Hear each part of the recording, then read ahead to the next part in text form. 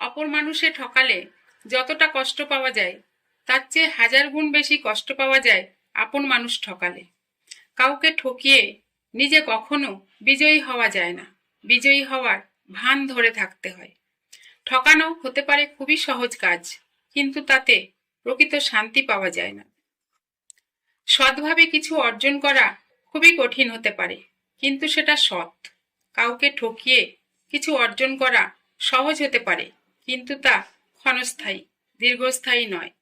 যে একবার ঠকাতে পারে সে বারবার ঠকাতে পারে।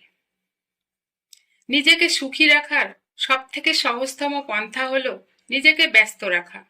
নিজেকে ব্যস্ত রাখলে মনের ভিতর কুচিন্তা প্রবেশ করতে পারে না। কিছু মানুষ ব্যস্ত থাকার জন্য সবকিছু ভুলে যায়, আবার কেউ কেউ সারাদিন নিজেকে ব্যস্ত রেখেও কিছুই ভুলতে পারে না। আপনি যতই ব্যস্ত থাকুন না কেন, সর্বদা সেই মানুষদের জন্য সময় দিন যাদের আপনি ভালোবাসেন। নিজের জীবনকে সাজাতে এতটাই ব্যস্ত থাকুন যে অনুশোচনা ও ঘৃণা করার মতো আপনার সময় যেন না থাকে। অবসাদে ভুগছেন? তাহলে অবিলম্বে ব্যস্ততায় নিজেকে জড়িয়ে ফেলুন, কেননা এটাই সবচেয়ে সুলভ মূল্যের ওষুধ যা আপনাকে পরিত্রাণ দিতে পারে। ব্যস্ততা কেবল একটি অজুহাত মাত্র। দুঃখ, অবহেলা ভুলে থাকার সুন্দর একটি কৌশল হলো ব্যস্ততা।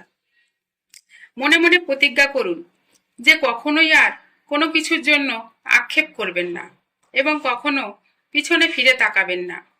আর এটাকেই জীবনের নিয়ম বানিয়ে নিন, কারণ আক্ষেপ, অনুশোচনা এগুলো হলো আপনার মানসিক শক্তির ভয়াবহ অপচয়।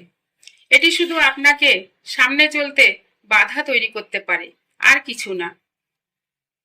মানুষ অপমান ও আঘাত পেতে পেতে একসময় কারো প্রতি আর অভিযোগ থাকে না। এমনকি যেই মানুষটার অপমানের কথা ভেবে দুঃখ পেত তার প্রতিও কোনো অভিযোগ আর মন থেকে আসে না। মনে হয় যেন সব অপরাধ নিজেরই। তাই সে সময় মানুষ একেবারে নীরব হয়ে যায়। প্রশংসা তুমি যত ইচ্ছা করো, কিন্তু অপমান করো ভেবে চিনতে, কারণ অপমান হলো সেই ঋণ যা সুযোগ পেলে সবাই সুদে আসলে ফেরত দেয়। মানুষ পুরস্কার আর তিরস্কার কোনোটাই ভুলতে পারে না। পুরস্কার সাজিয়ে রাখে শোকেসে, আর তিরস্কার বা অপমান সাজিয়ে রাখে হৃদয়ে। একদিন হয়তো পুরস্কারটি নষ্ট হয়ে যায়, ফলে স্থান হয় ডাস্টবিনে। তবে অপমানটা কিন্তু হৃদয়ের মাঝে আমৃত্যু সাজানোই থাকে। তাই কাউকে অপমান করার আগে শতবার ভেবে দেখবেন, আপনি কি কারো হৃদয়ে আজীবন এভাবে থাকতে চান?